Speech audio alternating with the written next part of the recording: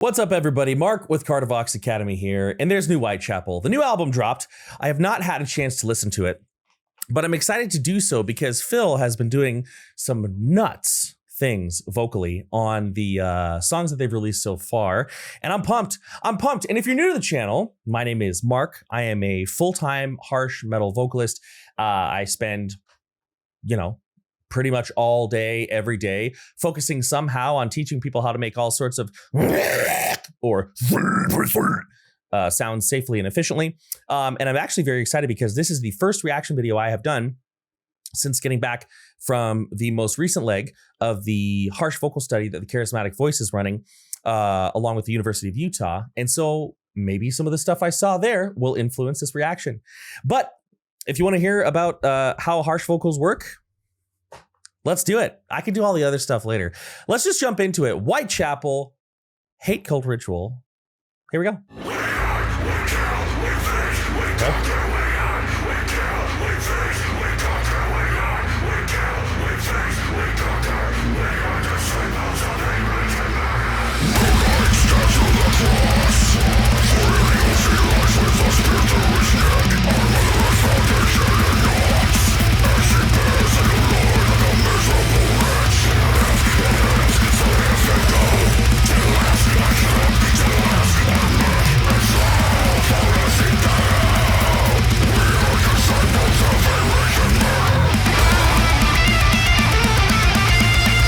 Okay, that's a good spot. If this is your first time watching a Kardavox Academy video, I pause periodically to talk about harsh vocals. That's the whole thing. I've been doing it for a long time. So if you say, hey, stop pausing, I ain't changed yet. I ain't going to change now. But let's go ahead and talk about it. So the beginning, I feel like I could probably make a whole video on the beginning, right? We heard this, and I'm not going to spend too much time on it because I don't want to, I got a lesson in like 30 minutes. But we heard some very interesting layering. Very interesting layering. You know what? Screw it. Let's go back and listen to it. I really want to pick it apart.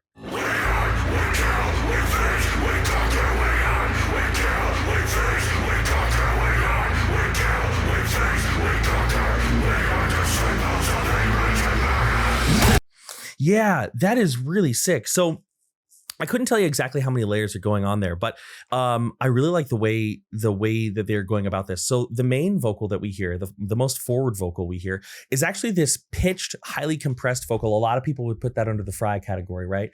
A lot of people would call that a fry scream, and that's fine with me. Now, when we're doing these sorts of sounds, you'll notice if you listen to the clean tone on his voice, if you listen to the tone of his voice in general, you're going to hear pitch. You're going to hear pitch. And what you're going to hear with that pitch is you are going to hear that it is higher in a space, right? It's not we kill, whatever the lyrics are, right? It's whoa, right? And when I saw some of these things happening, now I'm not as good as these pitched, projected vocals in the same way that he's doing them. So I'm not going to try to replicate them. But when I have seen footage of these pitch screams before, a lot of times what we see is these tissues above the vocal folds bracing, similarly to how they would brace when, holding air back, picking up a box or things like that. And the trick is getting this to happen without squeezing the vocal cords together too hard, right? Without creating a ton of this subglottal pressure. And we're allowing, even though we're holding some of that air back, for the sound to lift up and go out of our body. And the principle of that, regardless of what type of pitch scream, is going to be fundamentally the same, right? Because the majority of the way that we do harsh vocals should be focused around protecting or not even using your vocal cords. So if I do something, like this, it's going to be similar. It's not exactly the same because it's more of a mid for me. But if I do like like that sort of pitch sound, that I saw in a laryngoscopy like last week. What we have is the vocal cords coming together fairly normally. And then we have the tissues above squeezing and tightening and rattling very fast. That's what creates the more TV static sound versus the chunky sound, right? Faster rate of vibration. And then we have panned in different directions what sound like more pitchless high screams and pitchless low screams. This is a really smart move because now, rather than having, these screams are dissonant with each other, this is not creating a good harmony. we have, at least to my ear, again, I don't know how many vocal tracks we have, but at least to my ear, we have one driving pitch sound, right? And then we have all of these panned wide pitchless screams to create a really big landscape. It's very, very engaging. Let me mute my phone here, and then let's keep going. Shush, quiet you. Okay, here we go. We'll just listen to the whole intro again because it's sick.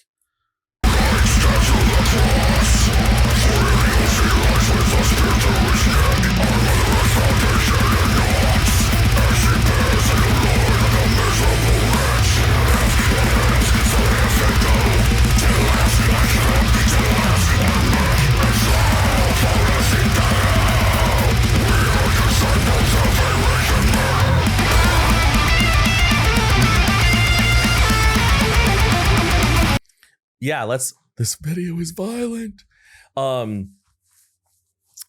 Anyways, I was going to tell a story that's completely off topic, but I'll stay focused.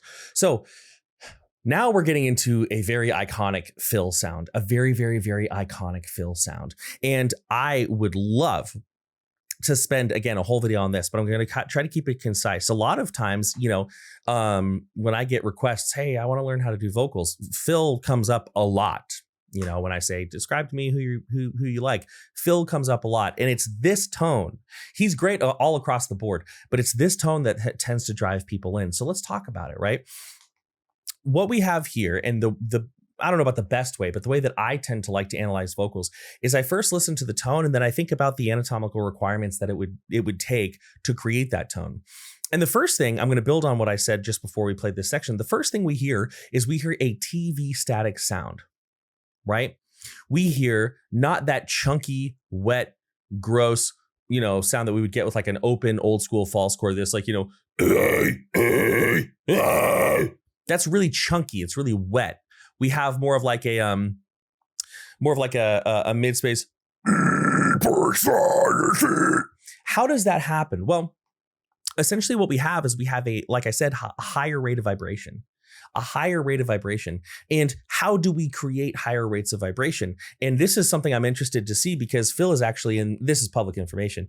Phil is in the next leg of this study. So he's going to go do a lot of the same stuff that I did. And I'm very interested to link up with him and talk about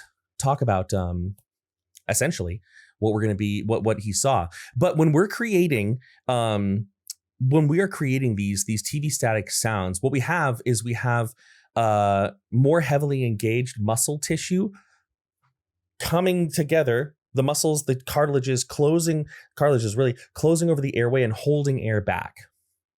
Right. And what this gives us is a more tonic, a more rigid texture on the actual tissues that are vibrating. So if you hold up your hand and you keep it relaxed, and you squeeze your thumb here, this is a good way to gauge the temperature of your steak, by the way. Rare, and then the more you go this way, the more overcooked it is, right? But anyway, so if my muscle's relaxed, you can feel that it's very squishy. And if we take this and we think about the tissues above our vocal folds, if those muscles are really relaxed, the tissue is going to be more floppy, right? Now what I want you to do is I want you to take your thumb and your pinky and just touch them. This tissue became much more rigid, right? So the muscle tissue underneath has a direct impact over the overlay, a direct impact on the overlaying layer. That's kind of a wordy way to say it, but you understand what I'm saying. So what does this mean? Cool, Mark. This is a bunch of interesting theory. What does this mean? This means that to create vocals like this, we have to constrict, right? This is something that kind of goes against a lot of the clean singing meta, right? Which is that generally, especially amongst like classical and opera, we don't want to bear down on our throat. And even a lot of like pop and rock styles, you don't want to do it too much. But with this, the reason that this is something that, for all we know so far, isn't going to give you like vocal nodules or lesions or anything like this, is because we disengage the vocal cords, right? We can tell that because if I do, and if we even better, we're going to continue to hear this with Phil, and actually this would be a fun challenge. When he's doing these screams, if he's doing something overtly pitched, it doesn't matter. Think about like if you have a piano app on your phone, try to find the note that he's screaming. You won't be able to because there's not a pitch well, everything has pitch, but there's not this like pure pitch that we can hear. Like you can hear in like a whoa, you can hear the vocal cords engaging. So we'll go over some exercises and how to make that happen. But I just kind of want you to understand some of the basics of what is causing this really iconic Phil Bozeman tone. It is a more engaged, more activated muscle tissue closing over the top of the airway, closing over the top of the glottis and holding the air back. And then our diaphragm, our abdominal muscles causing the diaphragm to push up, creating air pressure that's pushing through that tiny little space. Let's keep going though. Let's keep going.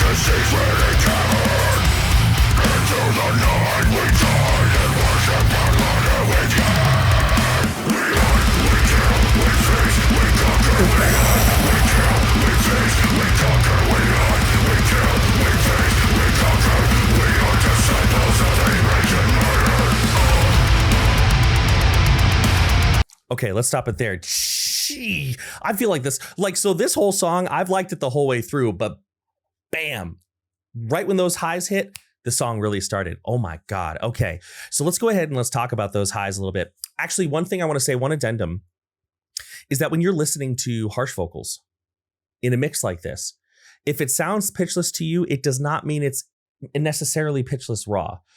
Because oftentimes what can happen, especially when your song is going through mixing and mastering, if you have a little underlying pitch in your voice, that gets gobbled up by the instrumental, like by the other sounds in the song. So, it's possible that if we heard him do these vocals raw, there would be a little bit of an underlying pitch you could hear. And if there's a spot in this song where he's just screaming, we may hear that.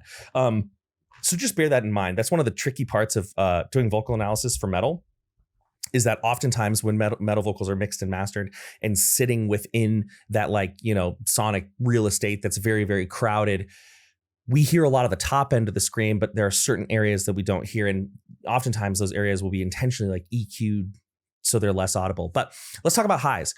Phil has a very, very, one of my favorite, let's call it classic deathcore highs, which would make sense because Whitechapel was one of the forerunning. Listen, they were one of the OGs, still are. Okay. So this sound he has, it's very bright and it's very forward. It's very bright and it's very forward. This is unlike a lot of the stuff that Phil does that is very different to how I do it. The way he and I do our highs is fairly similar. We've talked about, I've had him on the channel a couple times. And so you have this like you have that sort of sound. This can be tremendously difficult to get. And a lot of people, they'll run into these overly nasal sounds. One thing that I really like about Phil's tone is that it's incredibly hyponasal, at least much of the time, I should say. Phil is a very dynamic vocalist, so it's hard to say his highs are hyponasal, because it's like, well, they're hyponasal sometimes. The other times they're not, right? But when I say hyponasal, what I'm talking about is a removal of resonance in the nasal cavity. No resonance in the nasal cavity. So if you at home want to try this, I literally just did this with my student before I did this video. If you want to try this at home, I encourage you to. What you're going to do is you're just going to plug your nose and you're going to hum any note. Keep it simple. Keep it so I guess not any note. Keep it like in the center of your chest voice, right where you would talk. And unless you're sick or you have a deviated septum or, something else, you're going to feel vibration on your fingers where your nostrils touch. Right there like that. Make sure your lips are open, not closed, because if your lips are closed, you're kind of forcing the resonance that way.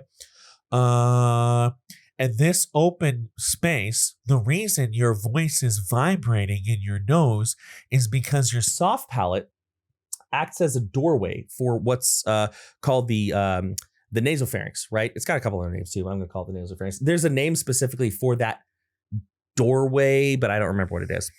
Doesn't matter. It's open.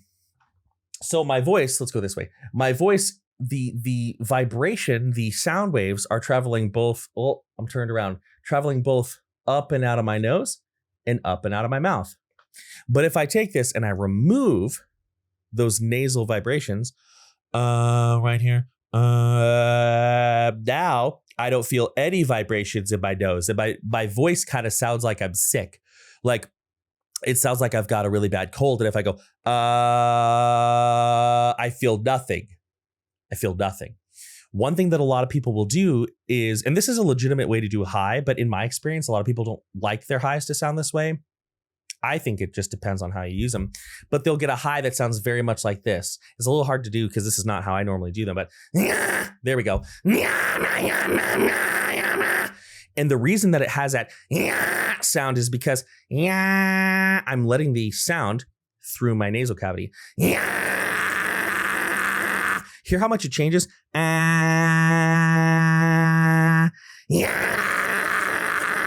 It changes a lot because it's vibrating in my nose, resonating in my nose.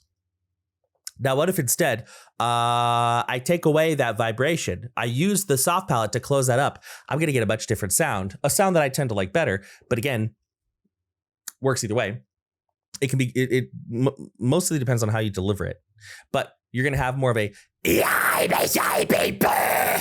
and this sound, I personally like this sound a lot better. I think it resonates in a more sinister way.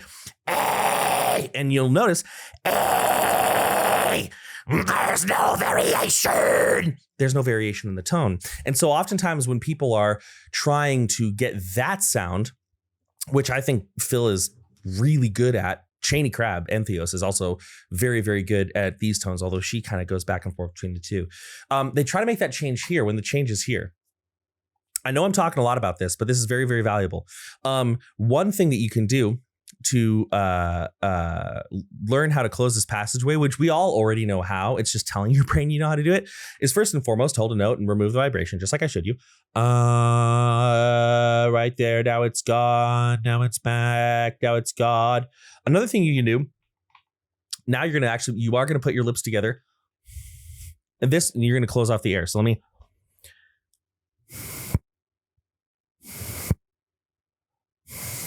And you hear that like slap, that's my soft palate going. Well, that's my suspicion. I haven't seen that in a scope, but it sure would make sense, right?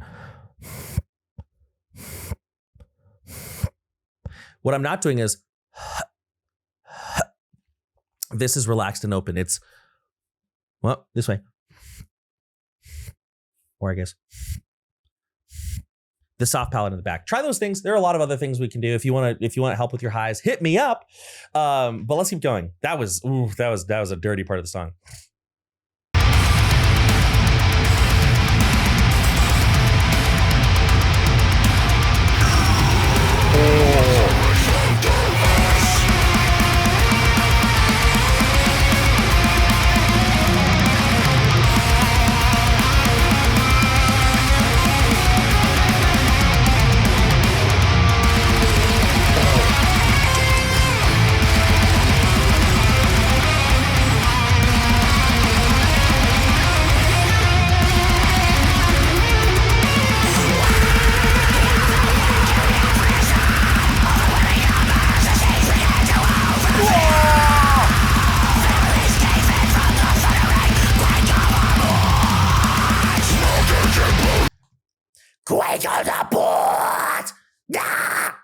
Hyponasal, my friends.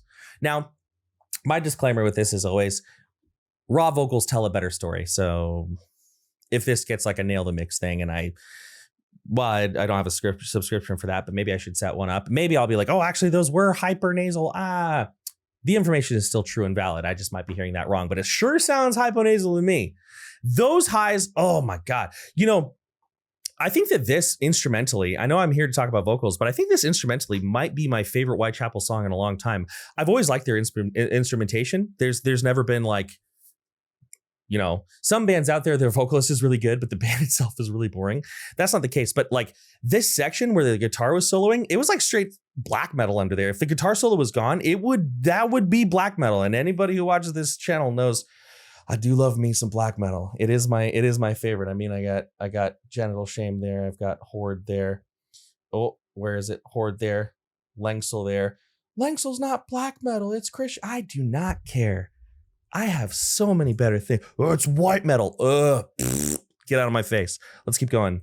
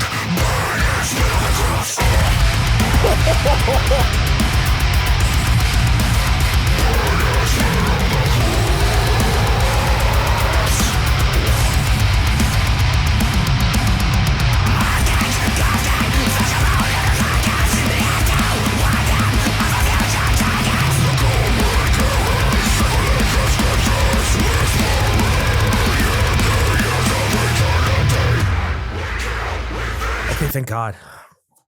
I was hoping there was a good place to stop because like that was banging, and I was like, oh, I always pause at the worst possible points, but like that was flowing together so well. Also, these fighters are like legit. Like these, I don't know about all of them because I've been mostly listening to vocals, but those I think they got actual like MMA, UFC type. I don't know much about that, so I might be using the wrong terms.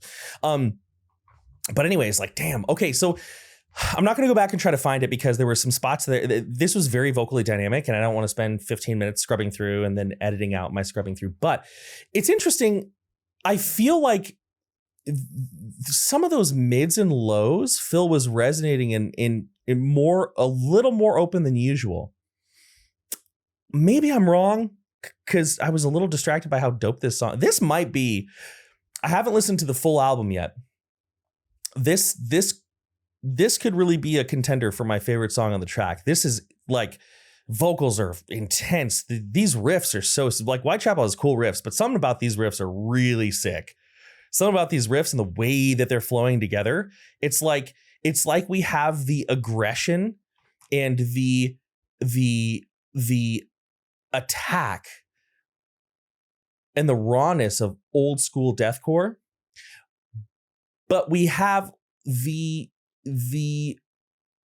more flowing song structure and the more like fast tempo, like death metal elements of the modern era. And I know it's like, it's such an easy thing to say. If you're a reviewer of any kind and you don't know what to say, just say that they're bringing old school sensibility to modern day, or old school tradition to modern day sensibilities. Just say something like that and your review will sound good. But I really mean it when I say it here. Like I actually mean, or you could talk about the dichotomy. It's the dichotomy of it all, right? But this really, I really do stand by this. This has such, especially his vocal technique. I mean, he is bringing back some seriously intense sounds while still reinventing his voice. I think that's just me, but he had these mids that were really, really interesting. They were really resonating, almost like up, like the soft palate, and raising the soft palate. That's not so weird in vocal technique. That's a very common thing.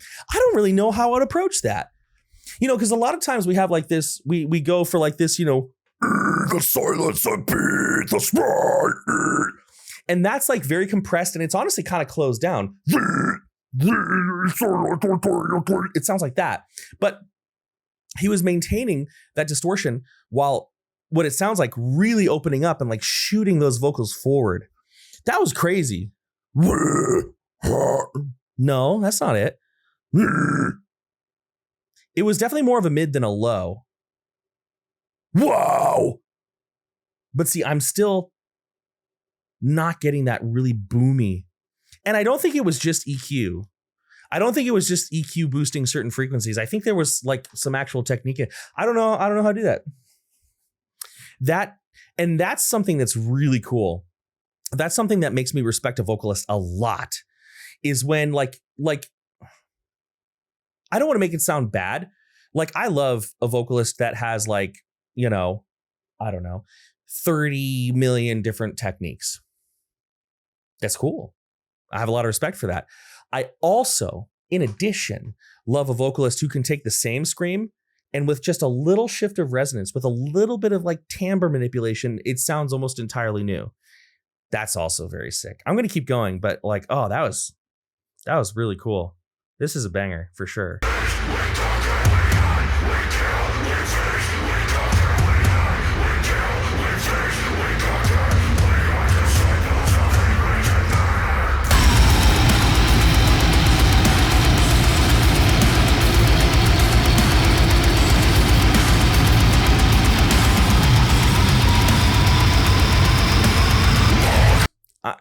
If anybody gets mad at me for pausing that, you can just go away from my channel, because that is a guttural worth talking about. I want to listen to it one more time, but it sounds like he said "bew." Let's go back to right around here. Oh no, we got to go farther. Jesus Cristo. There we go.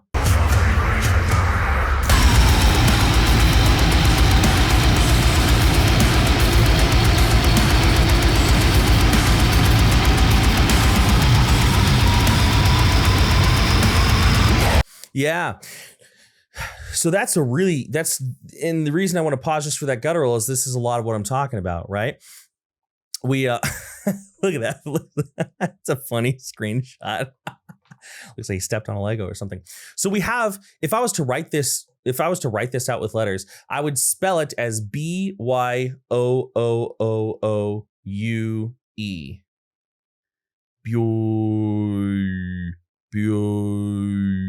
And oftentimes the mouth shape and jaw activity that you see in music videos isn't exactly what they're doing, because a lot of times they're lip syncing in music videos, which is fine. Phil may be lip syncing here. That's very common. I've done it because you're shooting a video all day. Like why tire yourself out? Why do it at all if it's just going to be album audio? But I really think his mouth shape was pretty accurate. So we have like this more of an ooh, and then that tilt. I don't think he fully closed like that, but he made the vocal. This is really cool. He made the vocal lower by pushing the jaw out, pushing those lips up, and then it sounded like he sort of opened up the top of his. So the space that flows from your tongue, the base of your tongue to the top of your throat, you can call that the laryngeal funnel, right? The vestibule, I think you could also say. But we can open up that space. And if you take your finger and you put it right here, you can, if you got a fat neck like me, you might not be able to. I can't, but when I was skinnier, I could. You can feel this little bone here called the hyoid bone. It's the only floating bone in your body. It doesn't connect to another bone or insert into another bone. And you can sort of bulge using the base of your tongue, these tongue muscles. You can take that to push outward. And that's another interesting way. It's not a way that I usually start students with, but it's a really interesting way to get your vocals. So what I can do is I can take, let's go this way. I can take a vocal and I'm going to go, ooh, right? I'm going to do all those things. Ooh, and we're going to hear what happens to the scream, right? So, oh, let me find it.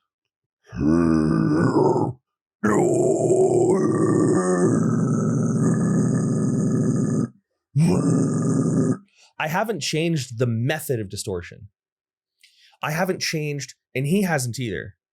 The pieces that are rattling together, those have remained the same. What has changed is the shape of the cavity in which the sound waves are resonating. This is going to be a key for all my pitchless screamers on how you can adjust your scream a little bit more easily. Play around with those shapes. And really, like, how do you find those shapes? You just screw around. Just screw around. There's no like one specific shape you have to use. If it helps you get lower, it doesn't hurt, and it sounds cool, do it. That was a sick guttural. That was very cool.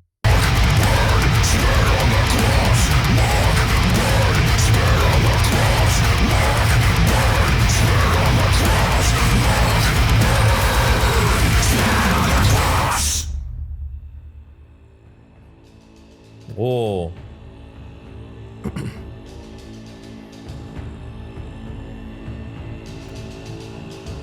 I like.